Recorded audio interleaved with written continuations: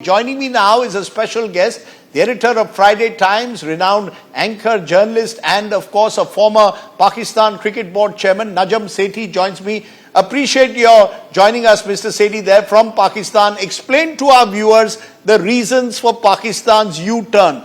None of the real objective conditions seem to have changed in the last fortnight.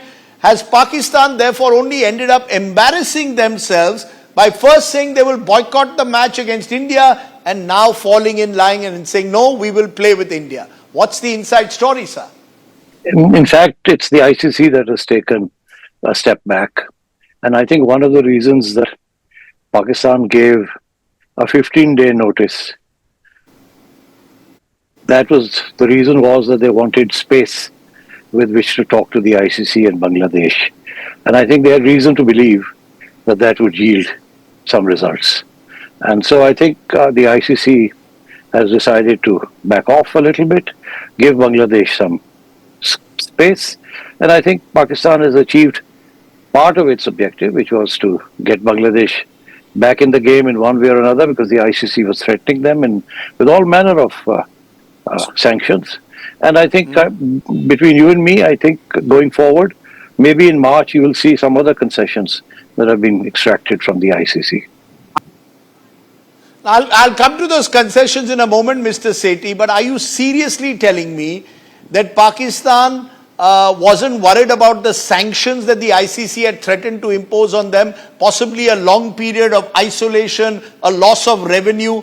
Isn't this really about Pakistan realizing that they cannot afford not to play against India, both in financial terms as well as in terms of their own future in this global game?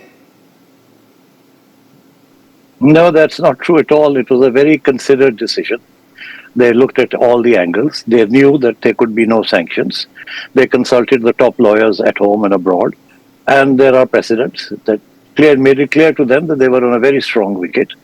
And at best, they would lose a point, no more than that. And I think the ICC also realized that, which is why then the ICC got into motion and made overtures. And that's how Imran Khwaja, the deputy chief, got into action.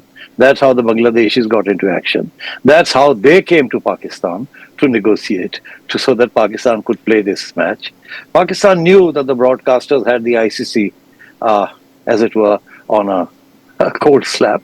And so, as far as the question of resources is concerned, you know, now Pakistan, there was a time when Pakistan used to rely on ICC resources for sustenance, like many of the other boards do. But not anymore. Now that the PSL is taken off in a big way, we get more money from the PSL than we get from the ICC. So Pakistan is well looked after by its own resources. So that was never an issue, never an issue. Mr.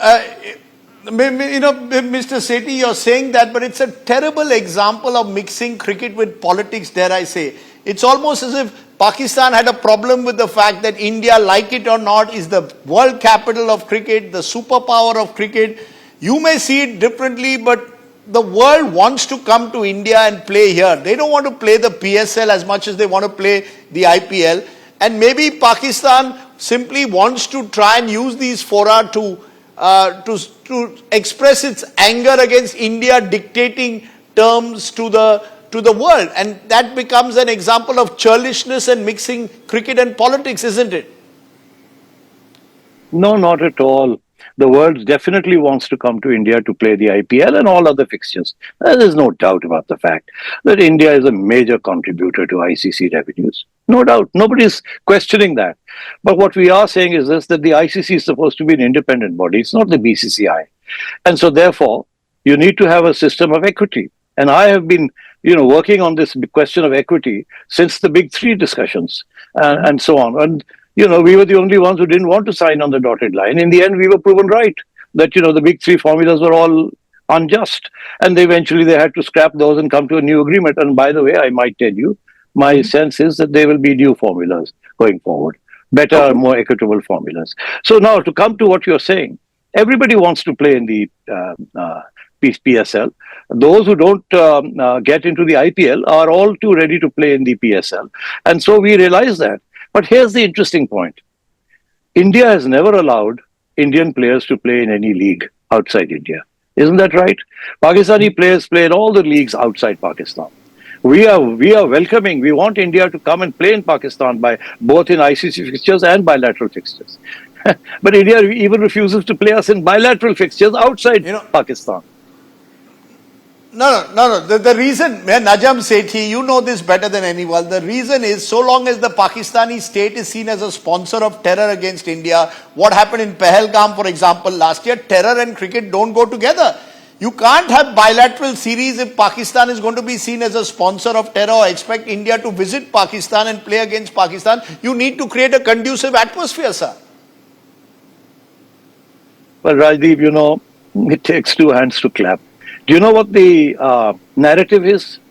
The narrative is that your national security advisor, Mr. Dole, is on record for saying that we're going to sort out Pakistan by sponsoring insurgency in Balochistan. That's on record. You know it as well as I do. So now every time there's a bomb blast that goes off and the insurgents do something in Balochistan, every day Pakistani newspapers are pointing the finger at India, much like India used to point the finger at Pakistan during those years when the insurgency was raging in Kashmir. So it's basically tit for tat. You can't accuse Pakistan of terrorism without evidence. And on the other hand, when Pakistan accuses India of terrorism, you turn around and say, oh, that's not right. So let's not go there, please. You're calling it tit for tat, but let me ask you honestly. Do you really believe that this was about Pakistan feeling anguished about Bangladesh being wronged?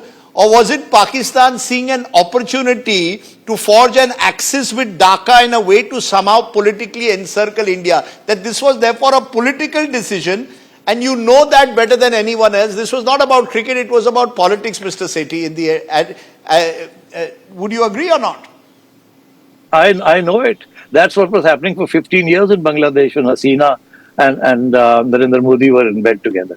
So now what's happened is the tables have been turned. You have a new government that is pro-Pakistan. For 15 years, you had a government that was pro-India. So Bangladesh was sitting with India all the time. Now Bangladesh is going to sit with Pakistan. That's politics for you. That's politics for you. I think you're being very honest. I'm glad that you're being honest about that. That's politics. But whether a cricket field should become an arena for politics is the big question that all of us cricket lovers certainly will continue to ask. But Najam Sethi, for joining me there and giving us a Pakistani perspective, appreciate that.